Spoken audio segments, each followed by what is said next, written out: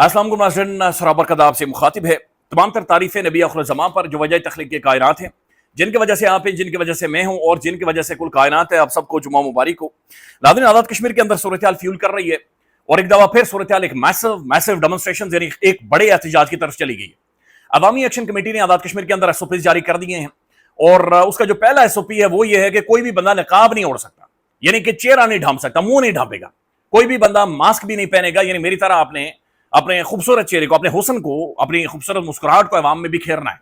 चेहरा नहीं ढांप सकता, यानी किसी ने अगर ये सोच रखा था कि वो मुंह को ढांपेगा, कोई चादर ओढ़ेगा, कोई नकाब करेगा, कोई गलाफ ऊपर पहन लेगा या फिर खुदा न खास्ता कोई थैली पहनकर आ सकता है, तो ये थैली वाले रास्ते सारे अवामी एक्शन कमेटी ने एहतजाज में बंद कर दिए।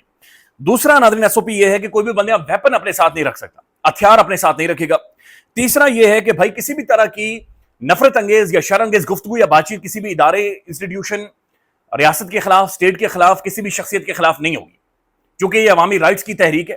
लिहाजा इसके अंदर नफरत अंगेज गुफ्तगू या नारा या स्लोगन किसी भी तरह का नहीं लगेगा। अवाम डेमोन्स्ट्रेशन करेंगी, प्रोटेस्ट करेंगी, एक मुनज़्ज़म तरीके से करेंगी, लेकिन ऐसी कोई गुफ्तगू या बातचीत नहीं होगी। चौथा एसओपी यह है कि ज्वाइंट अवामी एक्शन कमेटी की जो मुख्तलिफ टीमें हैं वो एहतजाज को फिल्मा रही होंगी, मॉनिटर कर रही होंगी। फिर नाज़रीन गाड़ियों का रिकॉर्ड लिया जाएगा, अवाम का रिकॉर्ड दायरा वहां पर मौजूद होगा। लिहाजा ये मैसिव और बहुत मैसिव डेमोन्स्ट्रेशन पूरे कश्मीर के तमाम तरह अजला में, तहसीलों में, बाजारों में, गाँव में, देहातों में नाज़रीन होने वाली है और लेट्स सी कि इसका नतीजा क्या निकलता है। दूसरी जानिब नाज़रीन हुकूमत ने कुछ 14,000 के करीब नफरी बुला लिए, इजाफी नफरी, जिसके अंदर एफसी शामिल है, रेंजर्स शामिल है और पुलिस शामिल है। अब जो इजाफी नफरी आज़ाद कश्मीर गवर्नमेंट ने बुलाई है, मेरी खुद नाज़रीन आज़ाद कश्मीर पीएम हाउस में एक बड़ी रेलिवेंट शख्सियत, एक फैसला साज शख्सियत से नाज़रीन बातचीत हुई है। उनका यह कहना है कि भाईजान हम किसी भी तरह की कन्फ्रंटेशन या टकराव की तरफ नहीं जाएंगे। ये जो इजाफी नफरी हमने बुलवाई है, इसका मकसद यह होगा कि सेंसिटिव इंस्टॉलेशंस या बिल्डिंग्स को इजाफी तहफ़्फ़ुज़ प्रोवाइड करना, क्योंकि ज़ाहिर है बड़ी तादाद में लोग निकलने वाले हैं, तो कोई भी शरारती उसके अंदर शामिल हो सकता है। तो शरारती से बचाने के लिए ये इजाफी नफरी इसलिए बुलवाई गई। बल्कि कोशिश करेंगे नाज़रीन आज़ाद कश्मीर के पीएम का इंटरव्यू करें और ये सारे सवाल भी उनके सामने रखें, लेकिन उनका यह कहना है कि हम कन्फ्रंटेशन या टकराव की तरफ नहीं जाएंगे। देखिए, इससे पहले आज़ाद कश्मीर के वज़ीर आज़म ने कोशिश करके देखी थी।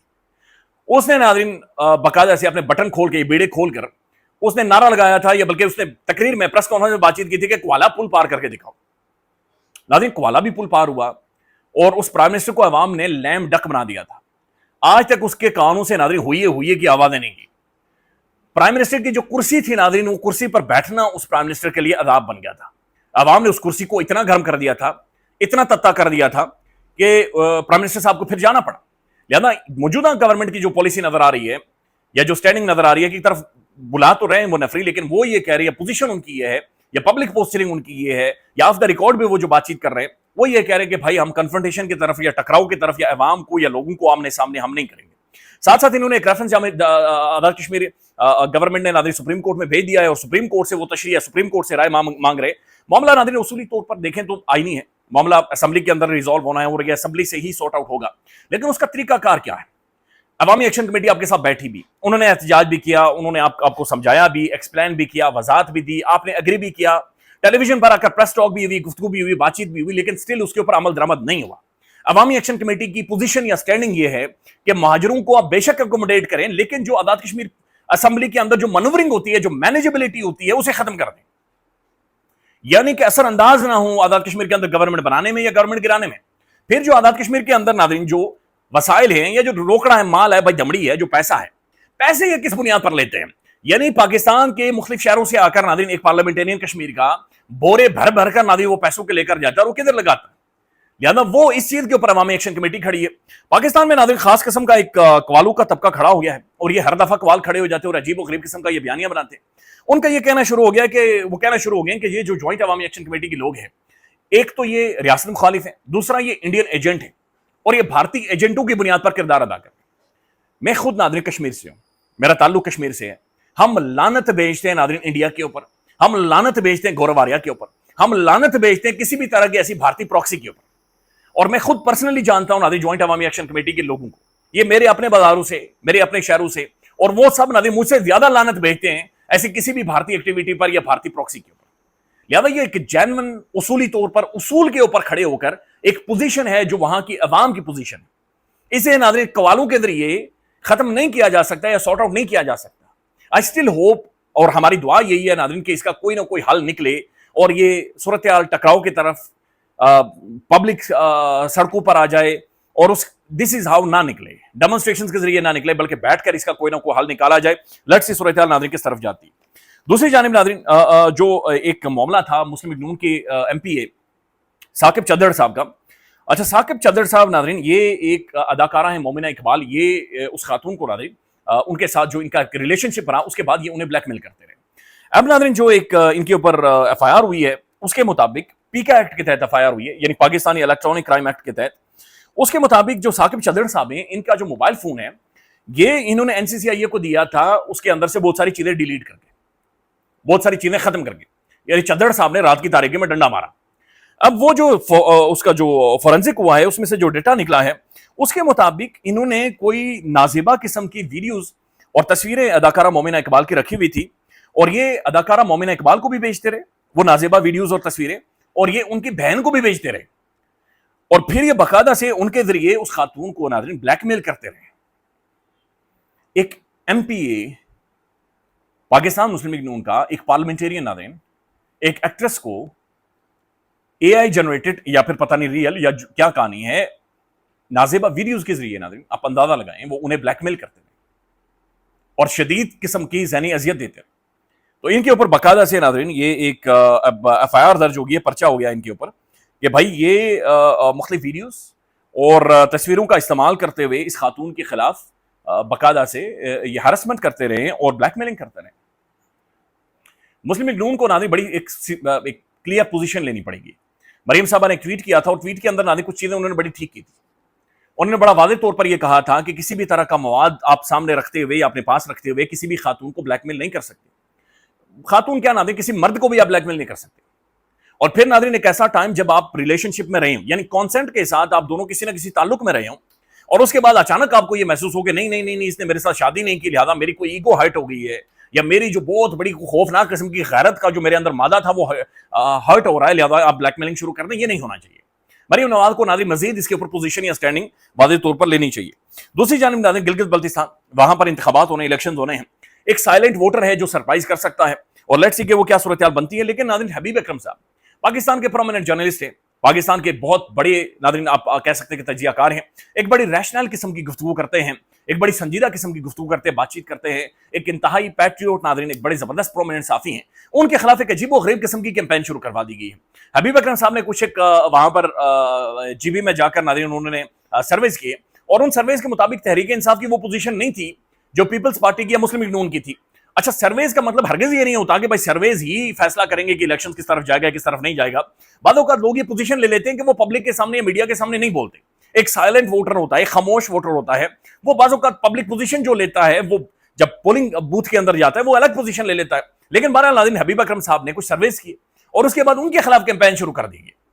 कोई कहता है हबीब अकरम टेलीविजन पे दोबारा से आना चाहता है, कोई कहता है हबीब अकरम ये करना चाहता है, कोई कहता है हबीब अकरम फलाने को खुश कर रहा है। तो ये बड़ा नाज़रीन एक अजीब व गरीब किस्म का ट्रेंड है पाकिस्तान। मुमकिन है तहरीक इंसाफ की वो पोजीशन ना भी हो, मुमकिन है नाज़रीन तहरीक इंसाफ सरप्राइज कर दे, मुमकिन है ना सरप्राइज करे। बिलावल एक बड़ा अच्छा क्राउड पुल इन कर रहा है। इंतखाबात होने चाहिए, इलेक्शंस होने चाहिए, वोट पड़ने चाहिए, लोगों को एक फ्री एंड फेयर नाज़रीन इलेक्शन मिलना चाहिए। और मैं आपको हकीकत बता रहा हूँ, गिलगित बल्तिस्तान में नाज़रीन लिटरेसी रेट बहुत ज्यादा हाई है। वहां के लोग पढ़े लिखे हैं, वहां के लोग समझदार हैं, वो पॉलिटिक्स को अंडरस्टैंड करते हैं।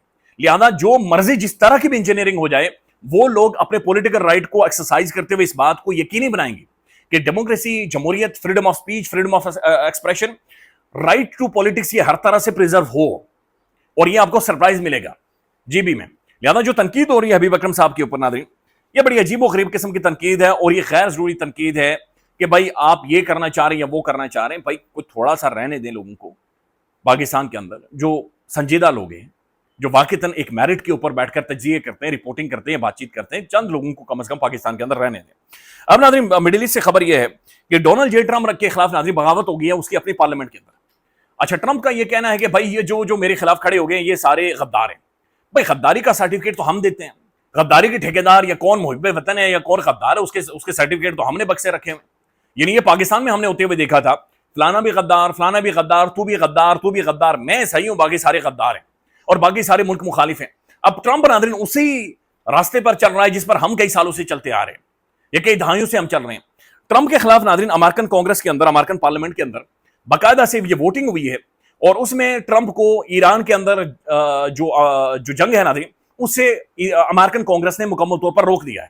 اب ظاہر ہے یہ جو بل ہے ناظرین یہ سینٹ میں بھی جائے گا, امریکن ہاؤس آف ریپرزینٹیٹیو سے تو یہ منظور ہو گیا ہے, وہاں پر ٹرمپ کو شکست ہو گئی ہے, بلکہ ٹرمپ کی اپنی پارٹی کے چند ایک لوگ ناظرین دوسری طرف چلے گئے.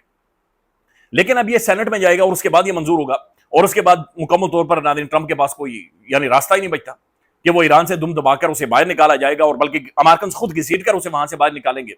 لیکن ڈونلڈ جے ٹرمپ کہہ رہے ہیں کہ بھائی یہ جو کچھ ہوا ہے امریکن ہاؤس آف ریپرزینٹیٹیوز میں, جس طریقے سے یہ مجھے جنگ میں روک رہے ہیں, یہ غداری کر رہے ہیں, اور یہ امریکنز کے ساتھ غداری کر رہے ہیں, امریکن ملٹری کے ساتھ غداری کر رہے ہیں, امریکن فوج کے ساتھ غداری کر رہے ہیں. تو ٹرمپ نے ناظرین غداری کا جو پرچم ہے وہ اٹھا لیا. دوسری جانب ناظرین ایران کی ایک بڑی تگڑی پوزیشن ہے, ایران سٹینڈ کر رہا ہے, اور ایران کہہ رہا ہے کہ کسی بھی طور پر یورینیم, انرچ یورینیم جو ایران کے اندر موجود ہے وہ ایران سے باہر نہیں جائے گی. ایک بڑی انٹرسٹنگ خبر ناظرین جو اس سے پہلے بلومبرگ لکھتا رہا, اب ناظرین انٹرنیشنل ایٹامک انرجی جو ایجنسی IAEA ہے, جو بنیادی طور پر جا کر انسپیکٹ کرتی ہے, جا کر دیکھتی ہے ایٹمی ہتھیار بنانے والی ان سائٹس کو, یا یورینیم کو انرچ کرنے والی ان سائٹس کو جا کر مانیٹر کرتی ہے اور انسپیکشن کرتی ہے ہر طرح سے. انہوں نے بھی رولا ڈال دیا ہے کہ بھائی تقریباً کوئی 90 دن ہو گئے, ہماری کوئی بھی ٹیم یا کوئی بھی ادارہ یا کوئی بھی شخصیت اس وقت ایران کے اندر ان کے نیوکلیئر پروگرام کو جا کر مانیٹر نہیں کر رہی, اور انہوں نے جا کر وہاں پر یعنی ہمیں موقع نہیں ملا کہ ہم جا کر ساری چیزوں کو دیکھ سکیں یا ایسس کر سکیں. لہذا ایک غیر یقینی کے بادل ہیں کہ 90 دنوں میں ایران نے اپنے نیوکلیئر پروگرام کے حوالے سے کیا کیا اور کیا نہیں کیا. لیری جونسن CIA کے انالسٹ وہ یہ کہہ رہے ہیں کہ ایران ہتھیار بنا چکا ہے. ماریا نوفیل کو رات کو انٹرویو دیتے ہوئے ایک اور امریکن شخصیت نے یہ کہا کہ ایران ایٹمی ہتھیار بنا چکا ہے, اور وہ صرف ظاہر ابھی تک نہیں کر رہا چونکہ اس کے جو ایسٹس ہیں پوری دنیا میں فروزن. لہذا لیٹس سی کیا سچویشن بنتی ہے. لیکن بین الاقوامی جو ادارے ہیں یا ایجنسی ہے ناظرین ایٹمی ہتھیاروں کے حوالے سے, وہ اب اس کے اوپر باقاعدہ سے آواز اٹھانا شروع ہو گئی ہے کہ ڈونلڈ جے ٹرمپ نے ایران کے اوپر حملہ کر کے اٹیک کر کے ایران کو ایک بلینکٹ پرووائڈ کیا, ایک غلاف پرووائڈ کیا کہ وہ بھائی کسی بھی اسکروٹنی سے سائیڈ لائن ہو کر کچھ نہ کچھ کر سکتا ہے, اور وہ پتہ نہیں کر رہا ہوگا. خیال رکھیے گا, اپڈیٹ کریں گے. اللہ حافظ.